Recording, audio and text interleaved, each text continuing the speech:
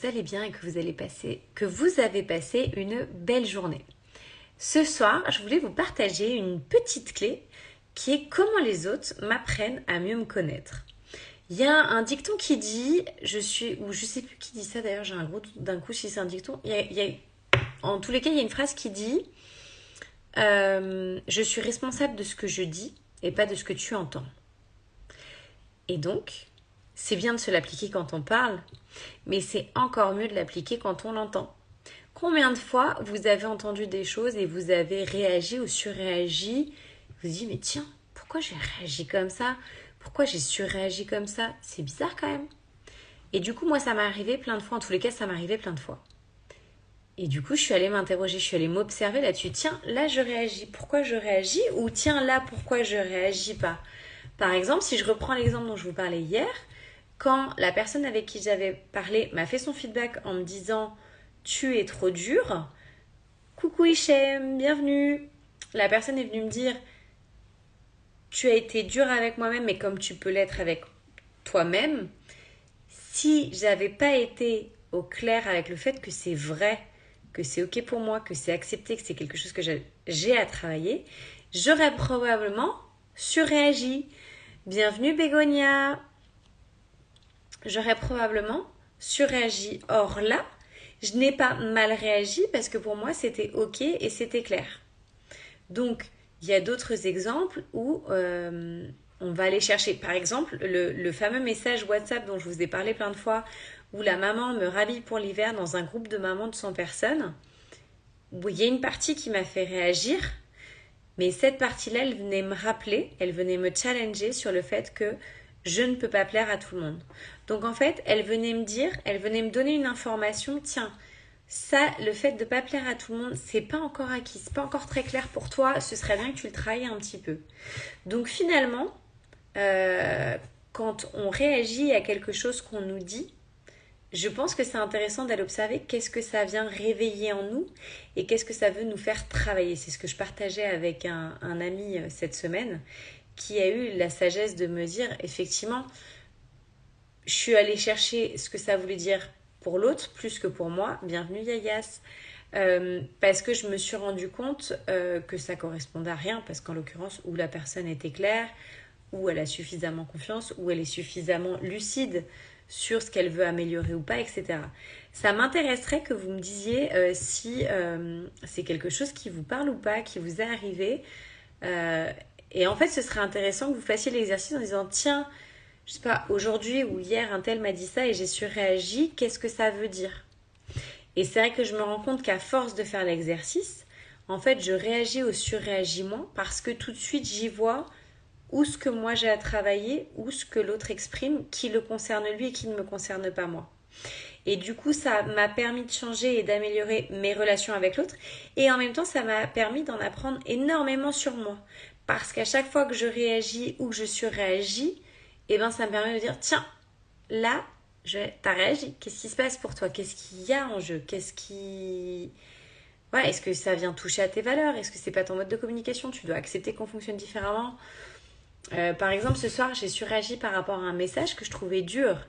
Du coup, je trouve que c'est complètement paradoxal parce que quand je vois que moi je suis dure envers moi-même et que j'étais dure avec cet ami, vous voyez comme c'est rigolo, ça veut bien dire que vraiment, par exemple, le message pour moi dans les 3 derniers jours, c'est arrête d'être dur avec toi-même. Par exemple.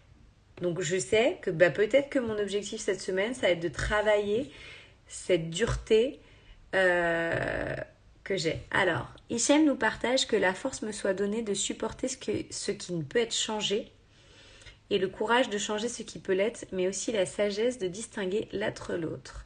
C'est une citation de Marc Aurèle. Merci Hichem pour ce partage. Alors du coup, ça me donne envie de rebondir sur cette citation que je trouve intéressante, mais il faut la découper. Que la force me soit donnée de supporter ce qui ne peut être changé.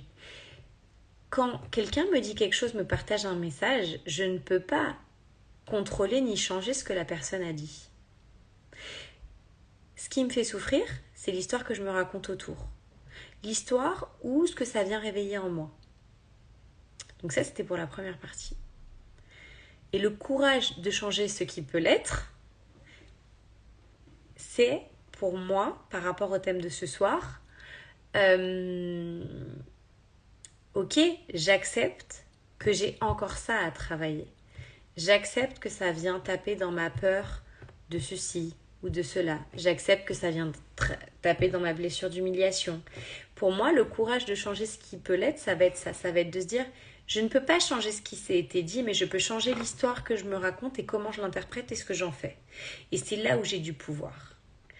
Et si on prend la dernière partie de la citation, mais aussi la sagesse de distinguer l'un de l'autre, je trouve que par rapport au thème dont on parle ce soir, c'est tellement bien vu, Hichem, merci, c'est aussi être capable de se dire, si ça ne m'appartient pas et ça ne me parle pas, c'est peut-être que ça appartient à l'autre en face et qu'il exprime comment il est lui vis-à-vis de lui ou par rapport à ses valeurs, par rapport à son référentiel, et c'est ok. Et c'est ok si ça ne me correspond pas et ça ne me parle pas. Pour vous donner un exemple, ça va être un exemple un peu aberrant, mais si on me disait « tu es méchante », typiquement ça ne me parlerait absolument pas parce que je suis tout sauf ça. Peut-être que la personne en face ressent une certaine méchanceté qu'elle ne contrôle pas et j'irai plus chercher là-dedans et je me sentirai pas concernée. Et c'est là où la sagesse, je trouve, dans la citation de Marc Aurèle, va venir me permettre de distinguer l'un de l'autre. Donc, dites-moi si ça vous parle, dites-moi si vous avez des exemples récents. Vous pouvez m'écrire en MP, je vous rappelle si ça vous gêne de mettre le commentaire en public. Mais je trouve que c'est intéressant de mettre le commentaire sous la publication ou la vidéo parce que ça peut vraiment aider les autres à prendre conscience de certaines choses. Alors j'ai l'impression que ce soir ça déconnecte pas mal au niveau de la connexion. Je sais pas si on m'entend bien du coup. Alors je pense qu'un minimum puisqu'il y a eu un partage. Mais voilà en tous les cas ce que je voulais vous partager ce soir.